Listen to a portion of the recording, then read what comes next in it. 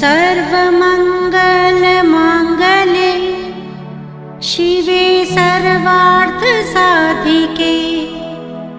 शरण्ये त्र्यम्बके गौरी नारायणी नमोऽस्तुते।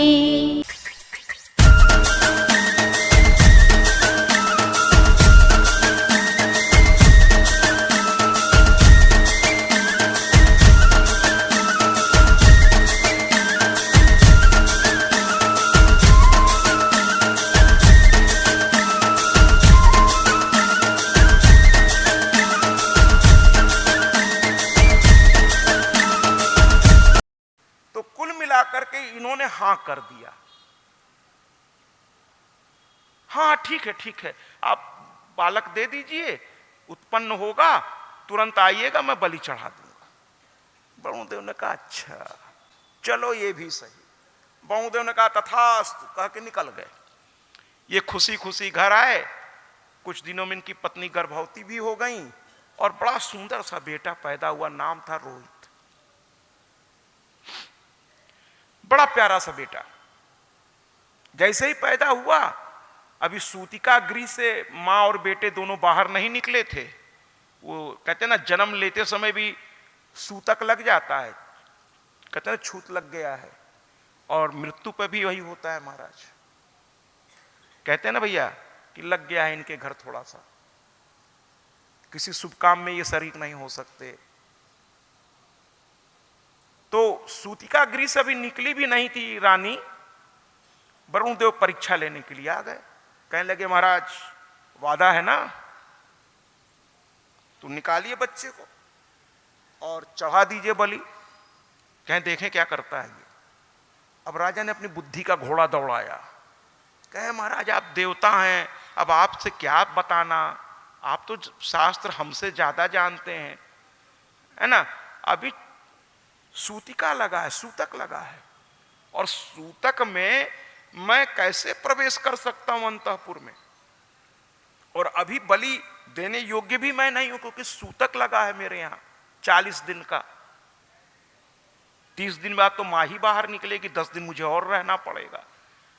वरुणदेव मुस्कुरा दिए, कहे चलो कोई बात नहीं, 40 दिन कौन सा दूर है।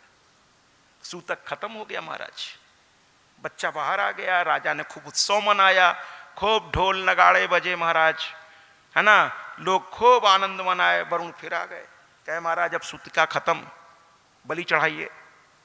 कहे महाराज आप देवता हैं, आपको पता होना चाहिए कि क्षत्रिय और ब्राह्मण कुल में जन्म लिया हुआ व्यक्ति, ऐसे तो अपना अपना हर कुल का अपना महत्व है महाराज, लेकिन राजा ने एक दांव खेला कि क्षत्रिय और ब्राह्मण कुल में जन्म लिया व्यक्ति तब तक पूर्ण शुद्ध नहीं होता जब तक उसका यज्ञोपवीत संस्कार नहीं होता। तो कहे वरुण जी अच्छा ये चक्कर है, चलो वो भी सही।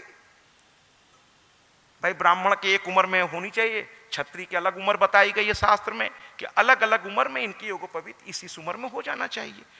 वरुणदेव ने कहा चलो कुछ साल की बात है, ये भी सही। एक दिन समय आया महाराज, और यज्ञोपवीत संस्कार भी हो गया। अब उसको विद्या अध्ययन के लिए जाना था। वरुणदेव फिर आ गए, कहे महाराज अब तो शुद्ध हो गया ना, चढ़ा दीजिए बलि। दिक्कत क्या है, चढ़ा दीजिए बलि, चढ़ाइए बलि। तो कहने लगे कि अरे बिना विद्या अध्ययन के, बिना इसके कि मेरे साथ क्या होने जा रहा है, जब तक इसको समझ ही नहीं हो तो इसको बलि कैसे चढ़ा सकते। अब वरुणदेव को गुस्सा आ गया, कहे देखिए महाराज मैं पहले दिन से समझ रहा हूं कि आप मुझे जो है भ्रमित करने का प्रयास करके बार बार टहला रहे हैं, मुझे गोल गोल घुमा रहे हैं। कोई दिक्कत नहीं है महाराज, एक बार और सही, ठीक है विद्या अध्ययन कर लेने दी, लेकिन ध्यान रखिएगा अगर अब की बार बलि नहीं चढ़ी तो मैं आपको श्राप दे दूंगा। 5 बार लौट चुका हूं, अब और नहीं, बहुत हो गया तमाशा, कह के वो चले गए।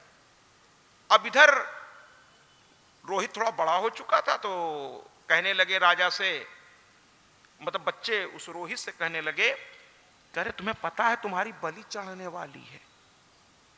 अब वो बच्चा का बलि क्या होती है, छोटे बच्चे कहें तुमको बांध दिया जाएगा, फिर एक जल्लाद आएगा तुम्हारा सर धड़ से अलग। लड़का डर गया, छोटा सा बच्चा, कहे फिर तो कहे जान बचाना है तो भाग जाओ। बच्चे छोटे छोटे हैं, अपनी बुद्धि से उसको समझा दिए, वो भी भाग गया महाराज घर छोड़ के। ये है असली कहानी हरिश्चंद्र जी की। भाग गया बच्चा घर छोड़ के। अब जाकर वो एक गुफा में छुप गया।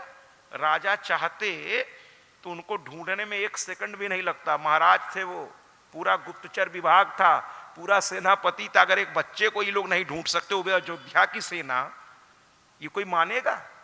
कोई नहीं मानेगा। अयोध्या की सेना अगर सरकार चाह ले किसी को ढूंढना और पकड़ के ले आना, तो दुनिया के किसी कोने में छुपाओ, सरकार अगर दृढ़ संकल्प है तो घसीट के ला करके सामने खड़ा कर सकती है। अब ये और बात है कि सामने वाला चाह ही नहीं रहा उसको ढूंढना। क्या है वो कहते हैं ना महाराज, एक बार एक जंगल में हुआ कि भाई रोज सिंह ही राजा रहता है, थोड़ा चेंज किया जाए राजा, देखा जाए कैसा होता है। तो कहे ठीक, किसको बनाया जाए राजा? तो कहे जो सबसे फुर्तीला हो उसी को राजा बनाओ अब की बार। जैसे 5-5 साल पे चुनाव होता है ना महाराज, तो वहां भी चुनाव हो गया और सबने मिल करके बंदर को राजा बना दिया जंगल का। अब बंदर दिन भर बड़ा खुशी खुशी घूमता रहा, अरे हम तो अब प्रधान हो गए महाराज, प्रधान हो गए। अचानक से भाई राजा हो गए, आनंद तो है, तो जिम्मेदारी भी तो आएगी, जिम्मेदारी भी आएगी। तो अचानक से एक खरगोश का बच्चा खो गया। अब खरगोश ने कहा कोई जंगली जानवर मार के खा ना जाए मेरे बच्चे को। दौड़ता हुआ कहा महाराज महाराज महाराज।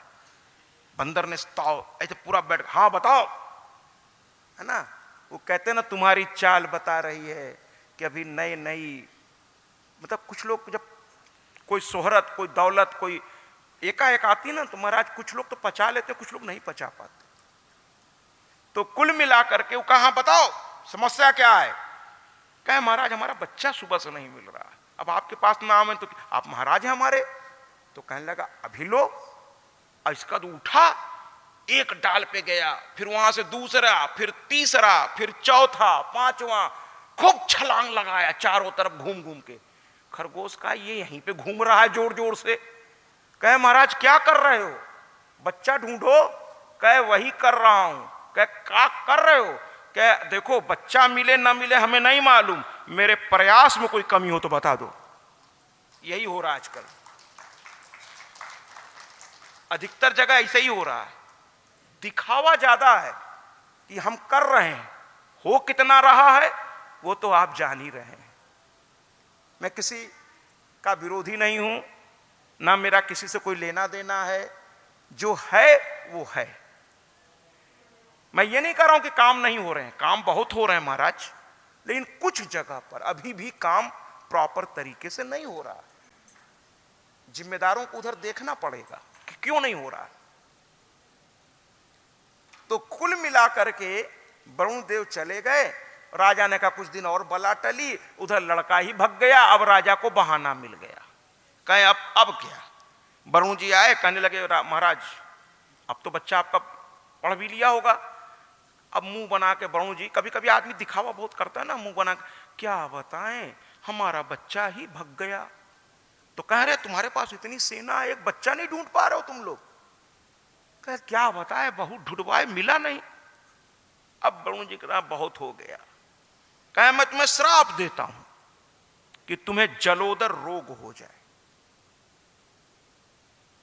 जलोदर रोग, इसको क्षय रोग भी कह लीजिए, और बहुत विभत्स स्थिति में चला जाए तो कोढ़ कह लीजिए महाराज। शरीर गल गल के गिरने लगता है। अब परेशान हो गए हरिश्चंद्र। कुछ लोगों को जब तक सजा नहीं मिलती उनके समझ में बात नहीं आती। अब वो परेशान, भागते हुए गुरु के पास गए। कहे महाराज, गुरु भी गुस्से में पहले तो खूब डांट लगाए। कहे तुम देवता से ही शुरू हो गए, यही अपने पिता वाले रास्ते पे चल निकले हो, क्यों ऐसा कर रहे हो? पिता का हश्र देख के भी नहीं समझ पाए कि जीवन को हमेशा मर्यादा में जीना चाहिए। और जो कहिए उसे पूरा भी करना चाहिए आपको। संकल्प होता है महाराज एक। तो कहे अब तो गलती हो गई, अब क्या करें? कहे देखो उनको बलि चाहिए, जबकि गुरु भी जानते थे कि सब परीक्षा है राजा की, लेकिन अब क्या किया जाए, मामला बिगड़ चुका था। अगर ये अपने बच्चे को आगे करते तो वो देवता खुद ही मना कर देते, लेकिन यहां तो वो खेल खेलने लगे देवता से ही। तो कुल मिलाकर के कहे महाराज अब बात इतनी बिगड़ गई है कि अब तो बलि चढ़ानी पड़ेगी शायद। तो कहे फिर? तो कहे देखो बालक भी कई तरह के होते हैं, एक को जन्म दिया जाता है, किसी को लोग गोद भी ले लेते हैं। तुम किसी गरीब बच्चे को गोद ले लो। अब गुरु भी क्या करें, मामला इतना उलझ गया था। और कहें फिर अब देवता के सामने बलि के लिए प्रस्तुत कर दो, बाकी देखो अब देवता क्या करते हैं। तो राजा ने अपने स्वार्थ में आकर के, देखिए वो कहते हैं ना महाराज कि तुम्हारा कुत्ता डॉगी और मेरा कुत्ता कुत्ता, माने अपना लड़का की जान नहीं, लेकिन कोई गरीब का लड़का, गरीबी में परेशान कोई माँ बाप। अब राजा ने ये डुगडुगी कुटवा दी कि भैया कोई पिता अगर अपना बच्चा मुझे देगा तो मैं चौथाई राज्य उसे दे दूंगा। इतना बड़ा लालच दे दिया। अब कोई गरीब आदमी, सभी माँ बाप कहे यार बात तो बहुत बड़ी है, एक रात में किस्मत पलट जाएगी, लेकिन कोई भी माँ बाप अपने बच्चे को कैसे दे सकता है? क्योंकि वो जान रहा है कि इसकी बलि हो जाएगी। अरे कौन ऐसा माँ बाप होगा? तो जो बहुत गरीबी में जी रहे थे महाराज, उन्होंने भी मना कर दिया, कहना ना ये संभव ही नहीं है महाराज, अपना बच्चे को बलि चढ़ाकर हमें सुख लेना है, ऐसा तो संभव ही नहीं है, नहीं चढ़ाना। हम लोग ऐसे ही जी लेंगे, जो किस्मत में लिखा है भोग लेंगे, लेकिन बच्चे की बलि संभव ही नहीं है। लेकिन कहते हैं ना महाराज हर जगह अच्छे और बुरे लोग होते हैं। एक ब्राह्मण था, थोड़ा लालची था, है ना महाराज। उसने सोचा कि मेरे पास 4 लड़के हैं, लड़कों का क्या है, ये तो पैदा हो ही जाते हैं, एक को बलि चढ़ा देते हैं और पूरा खानदान राजा बन जाएगा। एक चौथाई राज्य कम थोड़ी अयोध्या का। वो पहुंच गया अपने बच्चे को लेकर के, पहले बड़े बच्चे को उसने किनारे कर दिया, कहा ना ना ना ये तो मेरा सबसे बड़ा है, इसी के पिंडदान से मुझे मुक्ति मिलेगी, इसलिए इसकी बलि नहीं देना है। छोटे वाले को मां ने पकड़ लिया, 3 थे इसके बच्चे। छोटे वाले को मां ने कहा नहीं इसकी भी बलि नहीं होगी, ये दुलरुआ है मेरा, बचा बेचारा मझिला। उसी के गले में रस्सी डाली गई और लेकर के पहुंच गया। उस लड़के का नाम था सुनहसेप, आगे चलकर बहुत बड़ा ऋषि हुआ ये।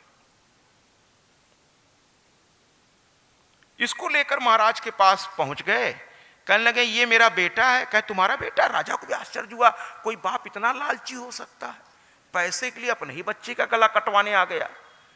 राजा को विश्वास नहीं था कि कोई आएगा, वो तो रोग से पीड़ित था इसलिए उसने घोषणा करा दी थी, लेकिन उसको भी मालूम था कोई माँ बाप नहीं आएगा। अरे जब मैं अपने बच्चे की बलि नहीं दे पाया तो कोई माँ बाप कैसे देगा अपने बच्चे की बलि? लेकिन जब उस बाप को देखा तो राजा को भी मन में अंदर से बड़ा क्रोध आया। लेकिन अब मरता क्या ना करता, उस तकलीफ थी, उस रोग में उसे बहुत ज्यादा तकलीफ थी। तो अंत में कह दिया राजा ने, ठीक है भाई हमें चूंकि तकलीफ है तो ठीक है, चलो तुम्हें चौथाई राज मैं दे देता हूं और तुम्हारा बच्चा आज से मेरा हुआ। उसके बाद डुगडुगी पिटवा दी गई पूरे राज्य में कि कल इस बच्चे की बलि चढ़ाई जाएगी। बच्चे को भी पता चला, वो रोने लगा महाराज, छोटा सा बच्चा, कि मेरी बलि होगी, रोने लगा। लेकिन राजा ने उसको खूब अंदर बंद कर लिया चारों तरफ से कि भाग ना जाए ये भी। और दूसरे दिन बकायदा वहां पूजा पाठ शुरू हो गया, पंडित आ गए, मंत्रोच्चारण करने लगे और भगवान मेरी नैया। उस रात बगल में खड्ग लेके खड़ा हो गया। राजा के आदेश की प्रतीक्षा होने लगी कि जैसे ही राजा आदेश देंगे इसका गला, सर, इसका धड़ से अलग कर दिया जाएगा। चारों ओर प्रजा खड़ी हो गई, सब उस बाप को कोस रहे थे जिसने चंद पैसों के लिए आज अपने बच्चे की बलि चढ़ा दी, और कुछ लोग महाराज को भी कोस रहे थे कि अपना लड़का बचा लिए, देखिए दूसरे के लड़के की बलि चढ़ा रहे हैं अपने फायदे के लिए। जितनी मुंह उतनी चर्चा। उसी समय विश्वामित्र जी आ गए। उन्होंने ये दृश्य देखा और संत का दिल बड़ा कोमल होता है। विश्वामित्र जी ने कहा ये ठीक नहीं है, इसको रुकना जरूरी है। तो विश्वामित्र जी ने कहा कि रुको भाई, ये क्या कर रहे हो? तो हमारे राजा ने कहा देखिए ऐसा है महाराज, आप संत हैं, मैं आपका बहुत सम्मान करता हूं, लेकिन ये मेरा व्यक्तिगत मामला है, मैं कोई जबरदस्ती नहीं कर रहा हूं। मैंने धन देके इसको खरीदा है और मुझे रोग हो गया है। पूरी कहानी बता दी, और मुझे इस रोग से मुक्ति तभी मिलेगी जब इसकी बलि हो जाएगी वरुणदेव के नाम से। क्या अच्छा, वरुणदेव के नाम से तुमको बलि करनी? क्या हाँ। अब विश्वामित्र विश्वामित्र गए, क्षमा चाहेंगे, विश्वामित्र ऋषि गए और जा करके उस बच्चा, वो रो रहा था, चारों ओर दया दृष्टि से देख रहा था, कोई बचा लो। लेकिन राजा से कौन भिड़े महाराज, राजा से कौन भिड़े? अब वो चारों ओर देख रहा है, बचा लो बचा लो बचा लो, कोई आगे ही नहीं आ रहा महाराज कि सामत आ जाएगी। अंतोगत्वा विश्वामित्र महाराज पहुंचे और पहुंचकर धीरे से झुक कर कहे देखो यहां तुमको कोई नहीं बचाएगा, ये दुष्ट लोग हैं। राजा भी बड़ा विचित्र है, ये त्रिशंकु का बेटा है, ये नहीं सुनेगा तुम्हारी और हमारी। अब एक ही आदमी तुम्हारी रक्षा कर सकता है, वो है स्वयं वरुणदेव, क्योंकि उन्हीं के नाम पर यह बलि होने जा रही है और वो देवता हैं। एक बार उनकी प्रार्थना करो। रोने से काम नहीं चलता महाराज, जब समस्या आ जाए तो घबराने से काम नहीं चलेगा, उसका सही समाधान करना होगा। न तो उस समस्या से भागिए और न घबराइए। कुछ लोग क्या है, भागते हैं, अरे देखा जाएगा, ध्यान नहीं देना है इधर वरना दिक्कत हो जाएगी। अरे ध्यान नहीं देने से समस्या और बड़ी हो जाएगी, और घबराना भी नहीं चाहिए। समझ रहे हैं आप? कुल मिलाकर के उन्होंने वरुण का मंत्र दिया कान में उस लड़के को, और देने के बाद कहा पुत्र तुम वरुण के मंत्र का जाप करो। और वो जाप करने लगा, लेकिन उसको लगने लगा कि मंत्र जाप तो ठीक है, लेकिन राजा कभी भी बोल सकता है मार दो, और मंत्र जाप के लिए काफी समय लगता है महाराज। तो साधना तो मैं करूंगा, लेकिन उस रोते रोते उसको लगा कि एक करुण पुकार भगवान से की जाए। कभी कभी करुण पुकार बहुत तेजी से भगवान तक पहुंचती है। अगर सामने वाले का मन सच्चा हो, उसने कभी जानबूझकर कोई ऐसा अपराध नहीं किया हो जो बहुत बड़ा हो, तो भगवान बड़ा दयालु।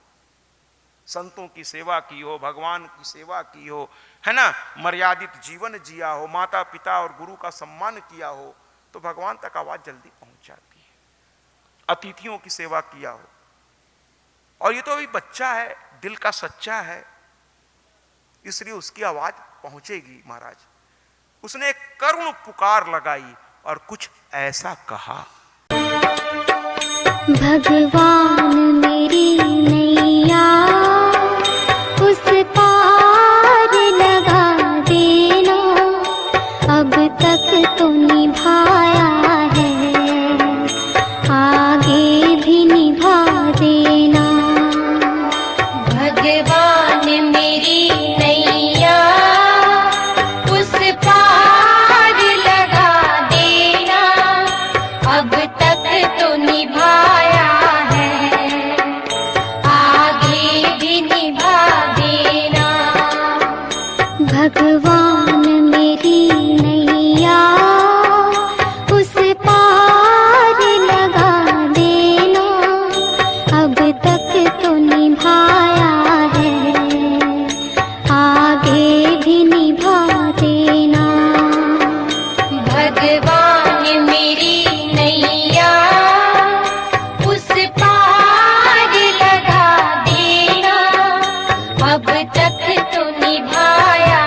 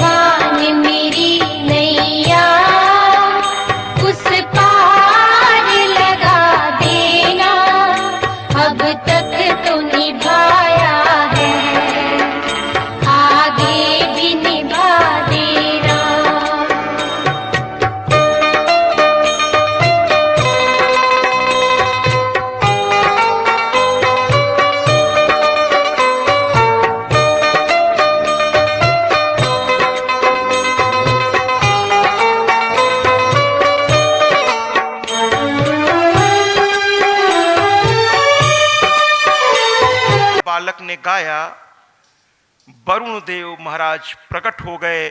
बोलिए ना वरुण देव की, थोड़ा जोर से बोली भैया, वरुण देव की, वरुण देव की।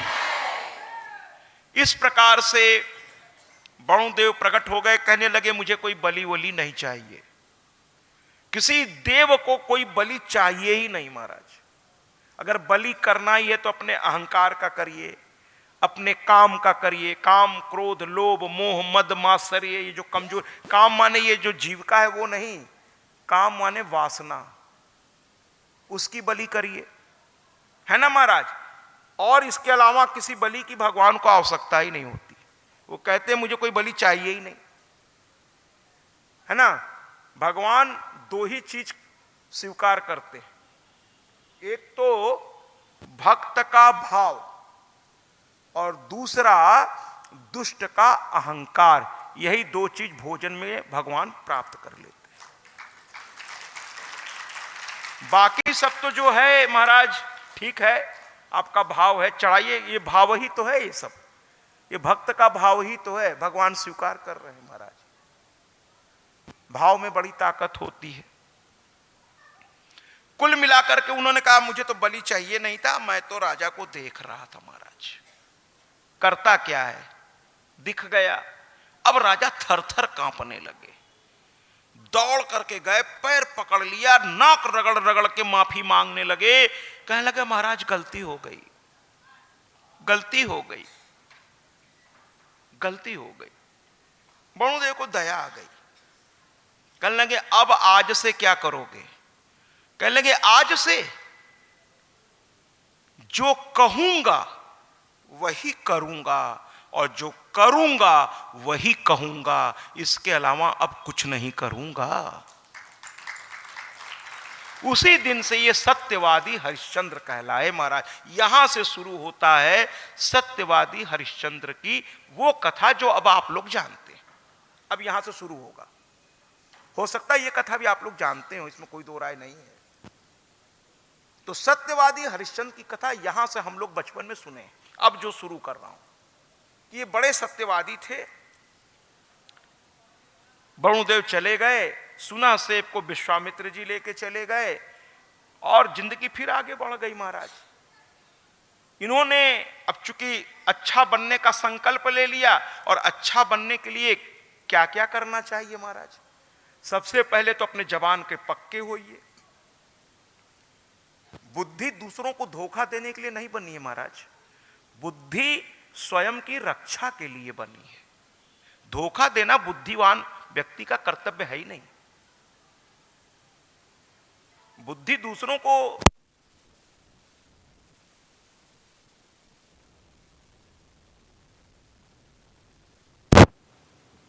आंखें गंदी चीज देखने के लिए नहीं दी है। आंखों से अच्छी चीजों का दर्शन करिए महाराज। कानों से गंदी चीजें सुनने के लिए कान नहीं है। कान से भगवान का भजन, कथा, श्रवण, है ना महाराज, ये सब होना चाहिए। शरीर को मदिरालय में मत बैठाइए, बदबू में मत बैठाइए। शरीर को ले जाकर किसी मंदिर में या जहां कथा इत्यादि, जहां धूप की खुशबू हो रही हो महाराज, है ना, अगर जल रहा हो, ज्योत जल रही हो, उस प्रकाश में शरीर को बैठा दीजिए। शरीर अपने आप ओजवान हो जाएगा। और जानते महाराज, सेवा करने की आदत डालिए। सेवा से बचिए नहीं। अपने लिए तो जानवर भी जी लेता है महाराज। सुबह उठता है, जानवर की एक जिंदगी है, ऐसे सभी आदरणीय है महाराज। कोई भी यूं नहीं, सभी आदरणीय है, मैं सबको सम्मान करता हूं, लेकिन उसकी जीवन शैली है। सुबह उठा, भोजन गिरा। एक पशु क्या करता है? सुबह उठा, भोजन की तलाश में निकल जाता है। दिन भर भोजन की तलाश रहता है, जहां मिलता है खा पी लेता है, कुछ परिवार के लिए भी घसीट के ले आता है। और इसके बाद महाराज मन किया तो थोड़ा वो संतानोत्पत्ति की प्रक्रिया में और वो प्रात में सो जाता है। यही तो करता है ना। और अगर यही आप भी कर रहे हैं तो मैं नहीं, आप सोचिए कि आप में और उसमें क्या है। अगर इतनी ही जिंदगी आप भी जी रहे हैं, सुबह उठे, स्नान किए, नित्य क्रिया किए, नाश्ता लिए, जीविका पे निकल गए, बहुत अच्छी बात है, करना चाहिए महाराज। बिना जीविका के परिवार चले गए। आज एक बहुत आदरणीय मेरे होटल में मुझसे मिलने आए, वो उसको चाय भी लाते हैं बेचारे, आज नहीं जाने मंत्रों की है, राजकुमार जिन्हें नाम पता। तो ऐसे चर्चा हो रही थी, तो मैंने कहा सुबह सुबह ठंड में मेरे लिए बेचारे दोनों पति पत्नी बहुत करते हैं, उसमें कोई दो राय नहीं। आज अपने घर आया तो पैसा कमाने लायक बनाया, और जब वो पैसा कमाने लगा तो बहू भी ले आई बड़े शौक से, वो भी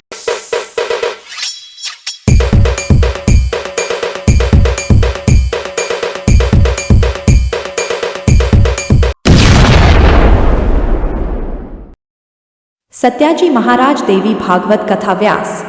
सत्याजी महाराज से समस्त सोशल मीडिया प्लेटफॉर्म पर जुड़े। अब गूगल पर भी उपलब्ध सत्याजी महाराज।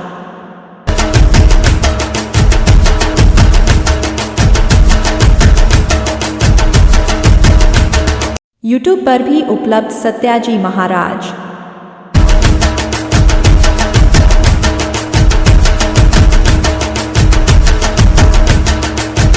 इंस्टाग्राम पर भी उपलब्ध सत्याजी महाराज।